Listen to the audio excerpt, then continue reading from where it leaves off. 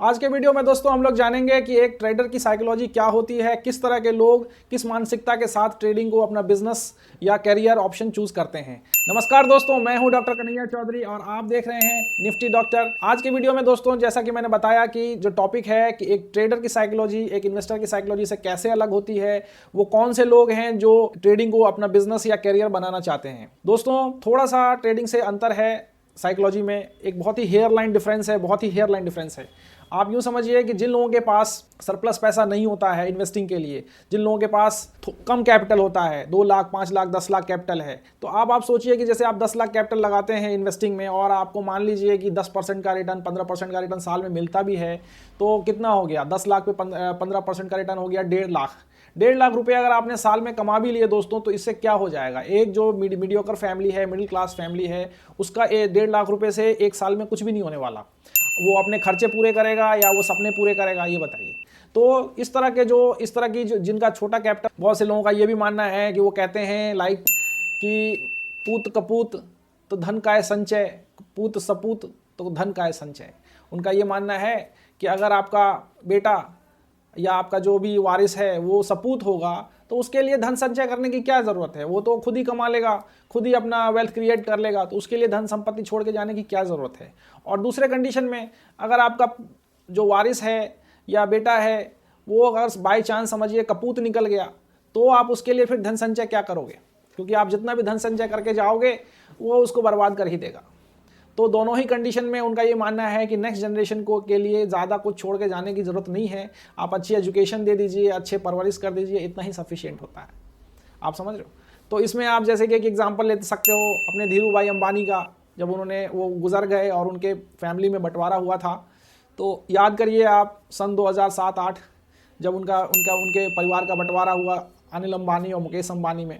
मुकेश अंबानी ने देखिए क्या किया, एक सपूत बेटे के जैसा उनकी वेल्थ को कितना मल्टीप्लाई कर लिया उन्होंने। और वहीं उनके जो बेटे अनिल अंबानी थे, जबकि उस टाइम पे उनको सारे मॉडर्न बिजनेसेस दिए गए थे बंटवारे में, जैसे कि टेलीकॉम, एनर्जी, है ना। लेकिन उन्होंने क्या करा, एक साल में ही biggest destroyer of the balance sheet उनको बोला जाता है, ऑलमोस्ट 40 बिलियन से भी ज़्यादा का लॉस उन्होंने एक साल में ही कर लिया था। तो आप इस तरह से बहुत से लोगों का ये मानना है कि लाइक नेक्स्ट जनरेशन के लिए हमें छोड़ के नहीं जाने की जरूरत है। दूसरा एक चीज़ क्या हो रहा है जो मैं भी पर्सनली देख रहा हूँ, year by year, decade by decade, लोगों का पेशेंस कम होता जा रहा है। लोग पेशेंसफुल नहीं हो रहे हैं। कोई सालों महीनों 15-20 साल इंतज़ार नहीं करना चाहता कोई। पहले क्या था, मतलब आप देख लीजिए, ये तो खैर रिसर्च डेटा में भी आया हुआ है कि पहले जो स्टॉक्स की होल्डिंग्स थी वो ऑन एन एवरेज कहीं ज़्यादा हुआ करती थी। आज की डेट में अगर आपको मैं बताऊं, एक नॉर्मल स्टॉक की जो एवरेज होल्डिंग है दैट इज़ जस्ट 4 मिनट। अब आप समझिए, एक नॉर्मल स्टॉक की, किसी भी स्टॉक की जो एवरेज होल्डिंग टाइम है दैट इज़ जस्ट 4 मिनट। तो आप इससे ही अंदाज़ा लगा सकते हो कि लोग ट्रेडिंग में बहुत ज़्यादा इन हो गए हैं कंपैरेटिवली इन्वेस्टिंग के। तो इसमें लोगों का क्या रहता है कि लाइक जल्दी से जल्दी खरीदा, बेचा और जो भी मुनाफा कमा लिया। तो वो इंस्टेंट ग्रेटिफिकेशन वाला जो फैक्टर है वो बहुत ज़्यादा काम करता है। लेकिन दोस्तों मैं फिर भी आपको बताना चाहूँगा कि ट्रेडिंग एक बिजनेस है। ट्रेडिंग कोई जॉब के जैसा नहीं है जिसमें आपको कोई लीनियर या एक कॉन्स्टेंट सोर्स ऑफ इनकम नहीं आ सकता। इसमें आप इन्वेस्टिंग तो नहीं है, definitely investing is different thing, but trading is also a business way by you get the amount not in a linear fashion. Linear fashion का क्या मतलब होता है दोस्तों? जैसे 1+1+1 3 होता है। जैसे आपको जॉब में जनवरी, फरवरी, मार्च हर महीने सैलरी मिलेगी। बट ट्रेडिंग में क्या होगा, that is not going to be 1+1+1 is equal to 3, ऐसा नहीं होगा। ये हो सकता है -1 + 5 -1, तो ये भी 3 हुआ, इसका भी रिजल्ट 3 आया। लेकिन ये ऐसे नहीं आया 1+1+1 इज इक्वल टू 3, ऐसा नहीं होगा। हो सकता है पहले महीने आपको लॉस हो जाए, दूसरे महीने आप +5 आ जाओ, तीसरे महीने फिर लॉस हो जाए, तो अल्टीमेटली आपको भी 3 मिलेगा, but is not in A job fashion. Even government भी देखिए दोस्तों इन्वेस्टिंग को एक पैसिव इनकम की तरह ट्रीट करती है। पहले तो खैर कोई भी टैक्स नहीं था इस पे, लॉन्ग टर्म गेन टैक्स कोई भी नहीं था, लेकिन 2017 से इस पे लॉन्ग टर्म गेन टैक्स लग गया आप अपने इन्वेस्टिंग पे, और जो भी आप इनकम क्रिएट करते हो उस पर 10% टैक्स लगता है। लेकिन ट्रेडिंग का जो इनकम है that considered as a normal income, business income, और उस पर आपको 15% से लेकर के 35% तक जो है आपको इनकम टैक्स देना होता है।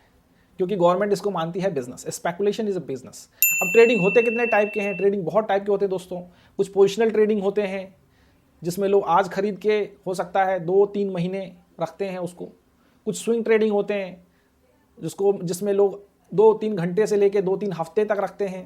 STBT, BTST टाइप के होते हैं, आज खरीदा कल बेचा, आज बेचा कल खरीदा। और कुछ जो है डे ट्रेडिंग होते हैं, आज का लिया आज ही खरीदा, आज ही जो है उसको सौदा काट के जाएंगे। कुछ स्कैल्पर होते हैं मेरी तरह, जो हार्डली 2 मिनट 5 मिनट से लेके 10-15 मिनट तक उनका ट्रेड चलता है। तो ये डिफरेंस है ट्रेडिंग में। इसके बारे में मैं अगले वीडियोस में आपको बताऊंगा, लेकिन फिलहाल आप इस चीज़ को समझिए। एक और चीज़ जो है दोस्तों कि ट्रेडिंग करने से पहले, जैसा कि मैंने बताया कि इसमें लीनियर आपको इनकम नहीं आएगी, तो डेफिनेटली आपको अपने डे टू डे लाइफ, अपने रेगुलर मंथली बिल्स, इसको सपोर्ट करने के लिए एक दूसरा सोर्स ऑफ इनकम होना चाहिए। तो आपके सक्सेस होने के चांसेस इसमें बहुत ज़्यादा बढ़ जाते हैं अगर आप फुल टाइम ट्रेडिंग में उतरना चाहते हैं। तो जो लोग जिनके पास पैसिव सोर्स ऑफ इनकम नहीं है, जैसे कि रेंटल इनकम हो या अपनी कोई परमानेंट जॉब हो, अगर उस तरह का नहीं है, तो उन लोगों से मेरा आग्रह है, मेरा हाथ जोड़ के विनम्र निवेदन है कि आप फुल टाइम ट्रेडिंग में आने से पहले 2 बार सोच लें, क्योंकि ये उतना रोजी नहीं होता जितना कि लोग दिखाते हैं। इसमें पैसा बहुत कमा सकते हैं आप, लेकिन उसी एवरेज में पैसा डूबता भी बहुत है। एक वीडियो मैं इस पर भी बनाऊंगा कि आखिर क्या वजह है कि स्टॉक मार्केट इतना ज़्यादा ल्यूरेटिव और इतना ज़्यादा डेंजरस लगता है, क्या वजह है। तो इस संदेश के साथ दोस्तों मैं आपको कल मिलूंगा, और कल के वीडियो में मैं डिटेल में बताऊंगा कि कितने टाइप की ट्रेडिंग्स होती हैं और कौन सी ट्रेडिंग में किस तरह का रिस्क और रिवार्ड अपने को मिल सकता है। तब तक के लिए दोस्तों, आपको अगर वीडियो अच्छा लगे तो सब्सक्राइब करिए, लाइक करिए और नोटिफिकेशन का बटन दबा दीजिए। और दोस्तों इस वीडियो को ज़्यादा से ज़्यादा शेयर करिए। Thank you so much.